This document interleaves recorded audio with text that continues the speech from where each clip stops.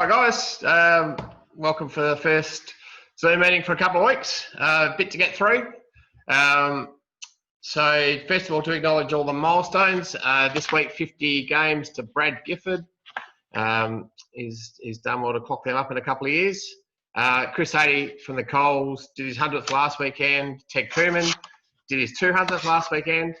A couple of 600 game milestones coming up for fieldies this week. So Mark Goods. Mark is a very dedicated umpire and does 2 or 3 games a weekend. And so well done to Mark. A very significant milestone, that one. And another 600 gamer. And if you've got his phone number, give him a text just to congratulate him because he's been aiming for it. And he's got there. So Ken down. Well done, Ken. Great effort to get 600 games. And Doug Pritchard did his 700th game in the goals last weekend. So well done to all you guys.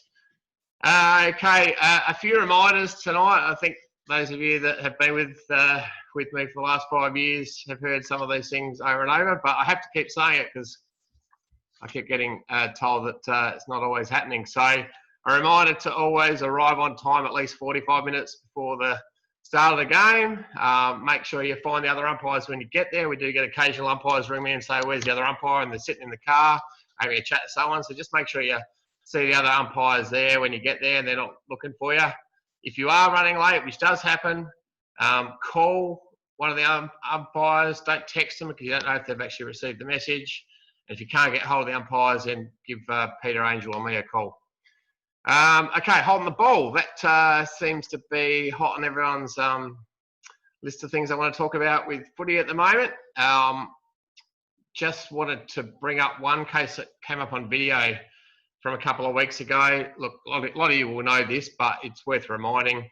There was a time where the player had the ball and he was tackled. He then chose to bounce the ball while being tackled. And then the ball came back to him and then he got a handball away. The umpire of the day called play on, but that's wrong. It needs to be a free kick. The moment a player bounces the ball while being tackled, that's holding the ball. So just a reminder about that one. 25-metre penalties after yellow or red cards. It's another one that I often bring up every year. It seems to be asked by players and coaches or even umpires about when do we pay 25s. So 25-metre penalties only needed if the action which caused the yellow or red card came after another free kick or mark had been paid. So if there's no mark or free kick, you just pay a free kick for the yellow or red card. You don't have to pay a 25-metre penalty. A reminder about appropriate communication or inappropriate communication. So there are times where players and coaches, spectators will lower themselves and want to abuse umpires. There are times where we need to act on it, and there's times where you can just choose to ignore it. There is never a time where we should lower ourselves to give abuse back. So make sure you take the high road, because if you choose to lower yourself to the level of the abuser, you can end up in as much or even more hot water. So, and it can escalate matters. So just make sure you don't get sucked into giving as good as you get. Runners, if a runner seems to be spending longer than they should be on the ground, make sure they're told they need to deliver the message and get off. While this doesn't need to be a focus of what we do during a game, if we're aware of it, we need to act on it. So don't ignore it. If you know it's a problem, and certainly if it's brought to your attention, you need to be seen to be doing something about it. Okay, appointments. Had a couple of umpires recently complain about the grades they've been getting this year. While this tends to be a fairly normal thing most years, a little surprising this is the case in 2020, when really we should all just be grateful for having a game of footy that we can get out and umpire. So remember, you're appointed to the game, which is the most important game for those players in the day, and it'd be disappointing if anyone went out with the mindset of being so disappointed about the grade that they're doing that they don't do as good a job as they could. This year we don't have coaches observing games, so it's hard for me to get feedback exactly how you're going. Some umpires might be umpiring a grade or two lower than in the past, maybe due to their fitness, maybe due to the fact that new umpires are taking spots in higher grades. We've got to remember Div 3 has a bye every week this year. Div 1 and 2 are going to have bye rounds coming up. So don't be surprised if you're umpiring a little lower than normal at times this season. And yeah, again, we should just be grateful for having footy on and enjoying the fact that we're not in Victoria. Okay, I've got a link for a worthy cause by Gurdam supporting men's mental health. So I'll put that in the coaching notes, and if you can support him, that'll be great. And certainly I had a reminder from Jason Evans, who's doing a great job organising a raffle for the Umpires Association that is doing it again this week. If you're not on the Facebook page for the Adelaide Footy Umpires, I'll give the link in the notes. Make sure you get on that Facebook page. All the details are there, and I think it's $2.50 a ticket, and it's a good prize up for grabs. So see if you can get on and support Jason's efforts there. He's doing a terrific job. All right, before we get on to the coaching video, anyone want to raise any questions from the last weekend or two?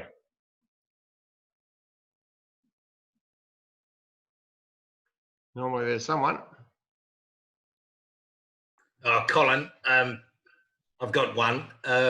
Just to clarify for the group, when the goal umpire reports, we had a couple of weeks ago, as you know, in Colonel Light Gardens, goal umpire reported as a category A. Neither of the two umpires saw the incident, and then just maybe the process around what we need to do to follow that report through. Just remind me, that was a club goal umpire, wasn't it? Yes, it was. Yeah. So with club umpires, you just need to be a little bit mindful that that at times that there may be some question marks over the reports. I mean, they are entitled to report, so it doesn't mean that you necessarily have to send the player off. If you are very confident that something did happen that they saw and you didn't, then I'll leave it to your judgment to decide. If you feel that the right thing to do is to send the player off, then you can choose to do so. But either way, whether you choose to send them off or not, when a club umpire reports, it is an official report and it needs to be put into the app.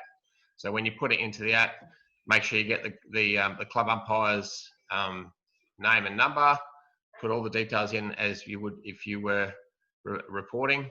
Anything else, Howard, that I need to cover? Yeah, no, I think that's good.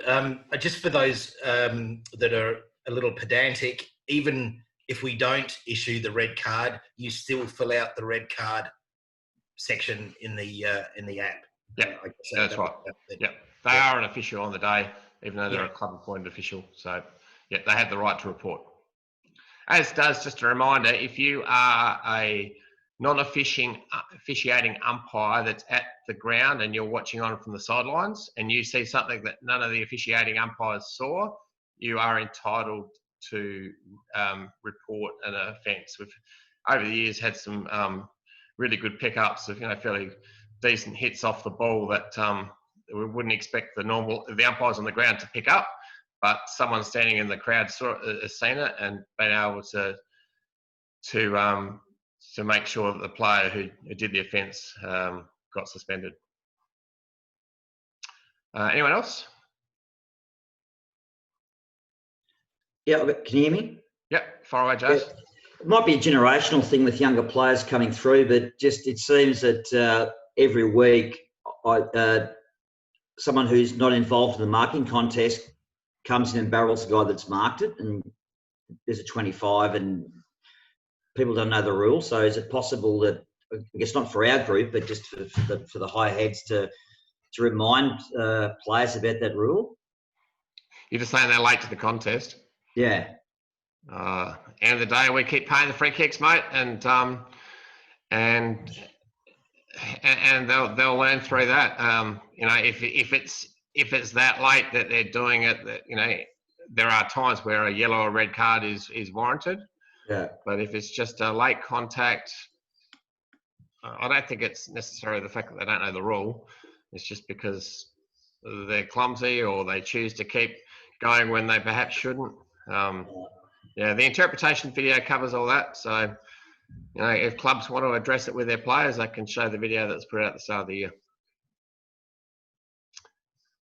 Anyone else?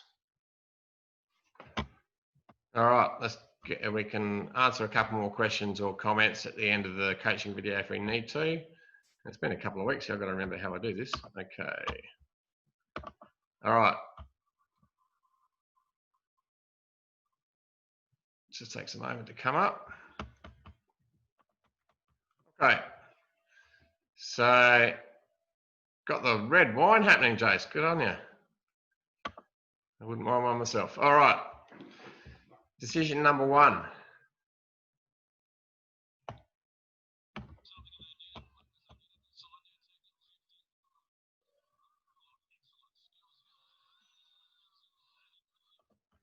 Okay, Vic, you want to unmute yourself and have a go at that one? Unmute, mate.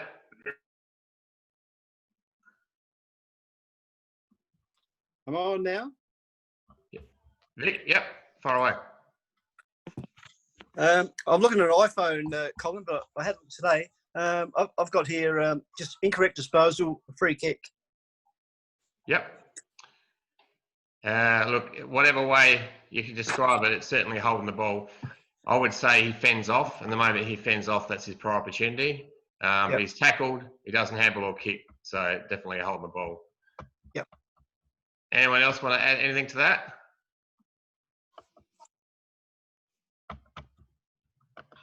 All right, example number 2.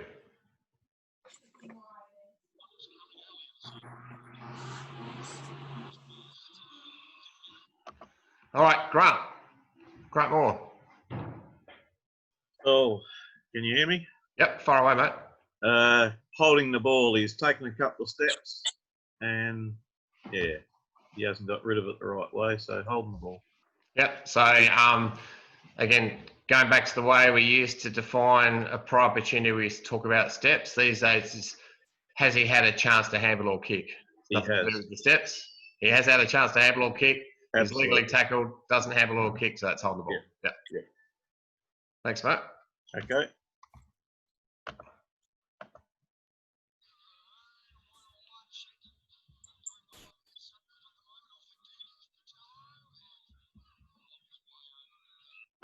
Dave Palmer, do you want to unmute yourself and I guess explain why that one's on there? Okay, the ball was socket off the ground. It went out of bounds. It was definitely a throw in for that one. If it's a women's game, it'll be a free kick to the opposition for a last possession. 100%, mate. Spot on. So, yep, in a men's game, it's clearly just a throw in. For a women's game under last possession, it's a clear kick. It's not one that's just accidentally come off the foot. So, because it's a clear kick, it's a free kick for last possession. Well done.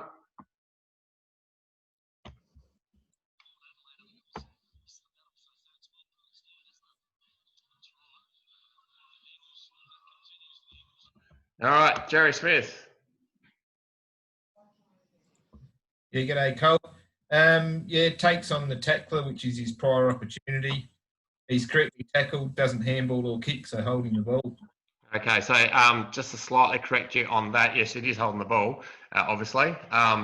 We don't pay holding the ball because they take on the tackler. We pay holding the ball because he's had a chance to handle or kick. That's his prior opportunity.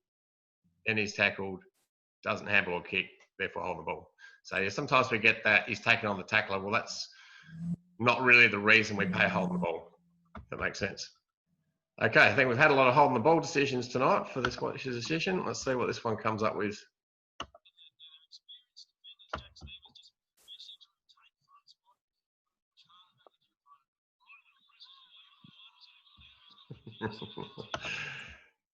Surprise, surprise.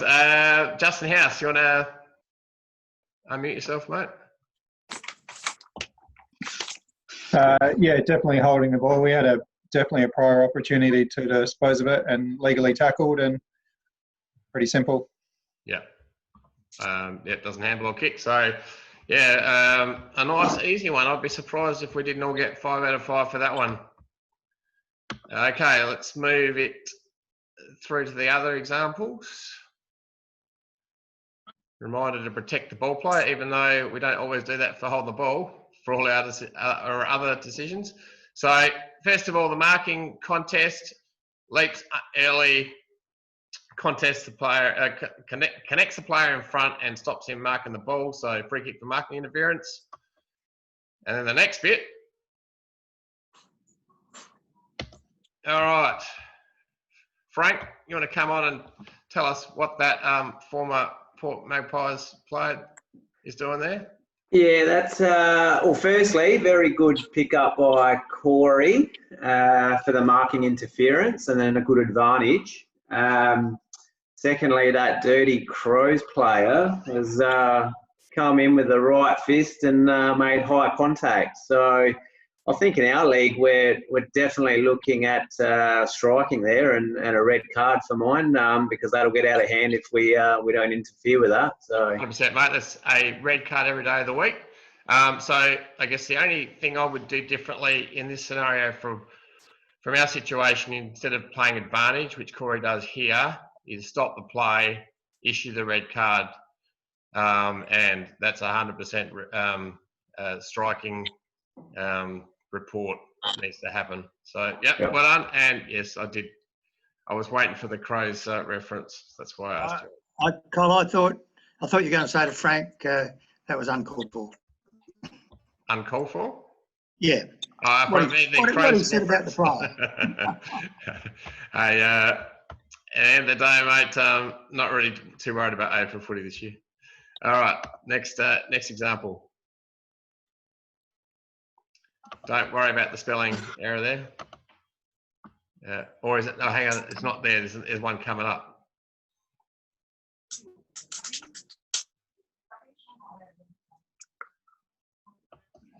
All right, Darren Hollingworth, did you want to unmute yourself, mate, and tell us what you saw there?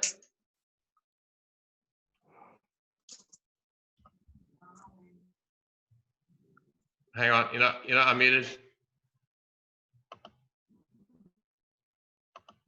If you're not having any luck, I'll get someone else. Howard, you want to unmute yourself and have a go at that?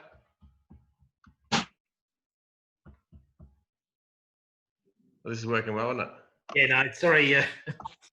Sorry, I'm being distracted by Sam. Well, the Norwood player has kind of tunnelled the Glenelg player out of the contest before the ball was within 5 metres. So free kick to the Glenelg player. Yeah. So just picking up on a point there, certainly a free kick for marking interference. The 5 metre rule has nothing to do with 5 metre rule in marking contests. So when the ball is on the ground and it's in contest, a player is able to bump, shepherd, push a player on the side when the ball's within 5 metres. When it's a marking contest, it doesn't matter whether the ball's within 5 metres or not. He must be going for the ball the whole time. And if he chooses not to go for the ball and then puts the other player out of the contest, that's when a free kick occurs. Does that make sense? Yep. All right, next one.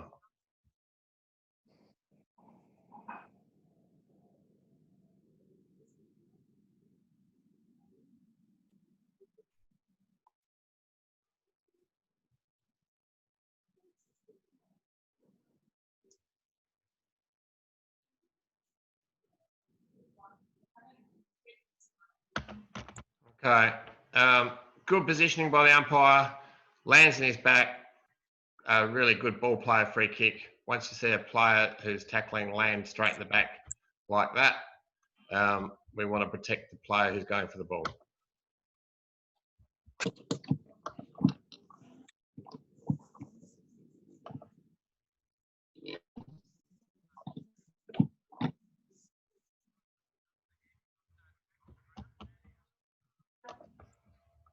Okay, Stefan Cedarblade, can you unmute yourself? Yeah, Cole, I'm on the train. I didn't really see it that well, to be honest. I'm on my phone on the train. All good. I appreciate the fact you've dialed in. All right, someone else want to jump in and have a go at that one? Balsy?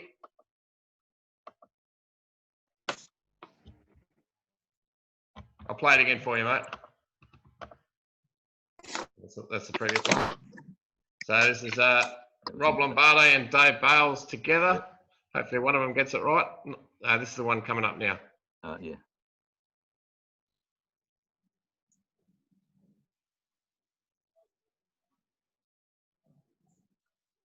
the player had the ball and he tried to keep continuing on. He was tackled correctly and he didn't get rid of it, so holding the ball. Yeah, yeah, and as the commentators say, he ducked the head, and if you can clearly see he ducked the head, then you don't pay a high tackle free kick. If you weren't sure whether he ducked and you see high contact, pay the free kick for high contact. But if you've got a good position, you can see there that he does try and bring on a free, and then he has a prior. Legally tackled, doesn't have a kick. That's why the holding the ball was played. So yeah, all good. Keep unmuted. Rob, you can do the next one. Does he want? Oh, okay. All right, yeah.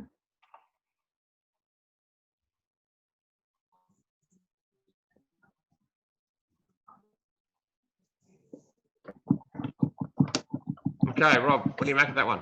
Yeah, Colin, the guy in yellow sort of moved forward with his head, so he sort of ducked into the tackle. So the umpire called play on. Is that enough? Yeah, that's fine.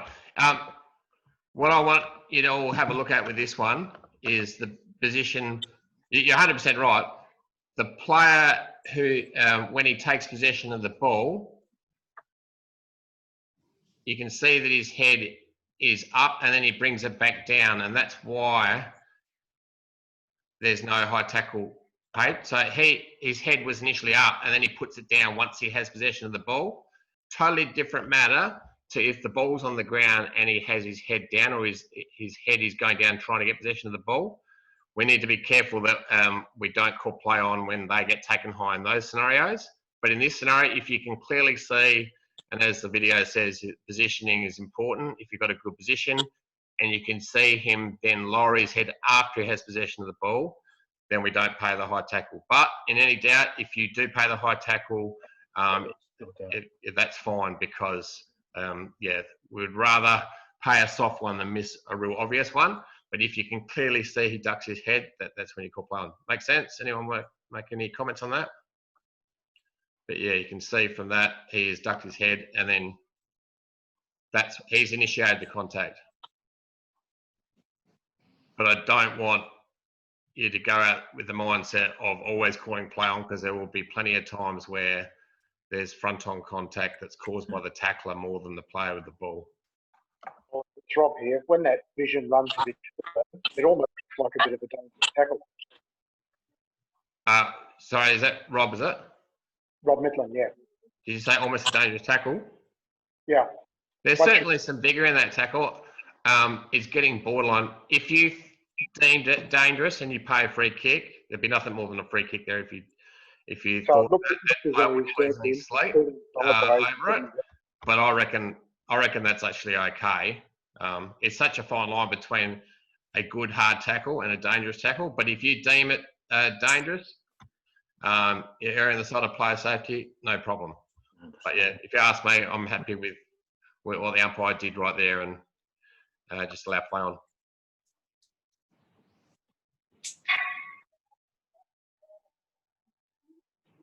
Can we see the ball player's head and shoulders?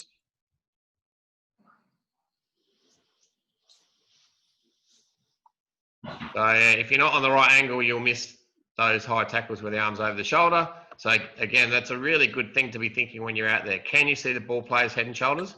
And if you can't, that's a reason to sprint and trigger to a position where you can. But good free kick, because the umpire was able to. Can we see the footy?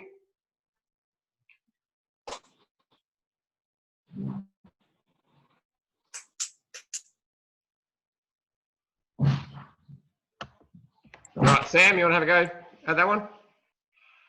Yeah, obviously he's paid holding the ball, Colin. So yeah, it just came out. He didn't kick or handball, so the umpire's in good position. He saw the ball clearly. So this is the challenge about holding the ball: is when there's no prior opportunity and you're legally tackled and the ball spills free, it's play on. But if there's no prior opportunity and you deem that he just drops it, then it's holding the ball. So in this case, there's no attempt seen for him to handball, and the ball just really drops out of his hands. So it's a good decision for dropping the ball. But yeah, it's just part of the holding the ball rule that makes it challenging.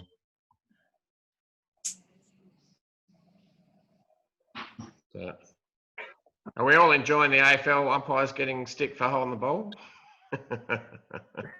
It just shows what happens when you tighten up holding the ball. Okay, so this is this makes no sense. I had to read this writing a few times. It's meant to be if we can't see, move so we can. That's what there's a word missing there.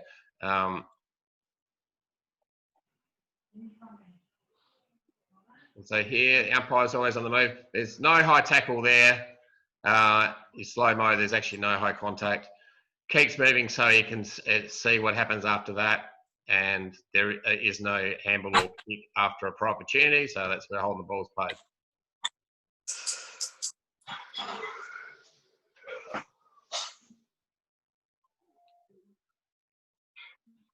And this is an interesting one.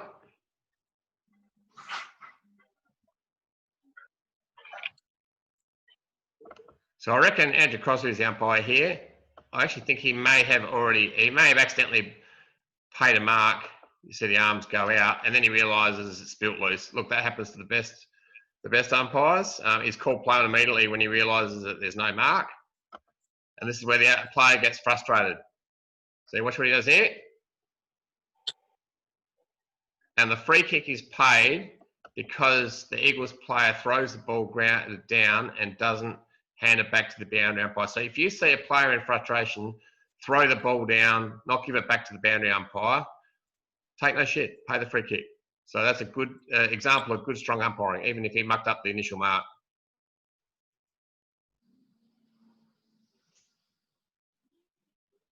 So be reactive to what players do. Let it unfold, then react. Don't go looking for it. Some good messages there from Shane. Okay, so any comments, questions from that, or anything else before we wind up?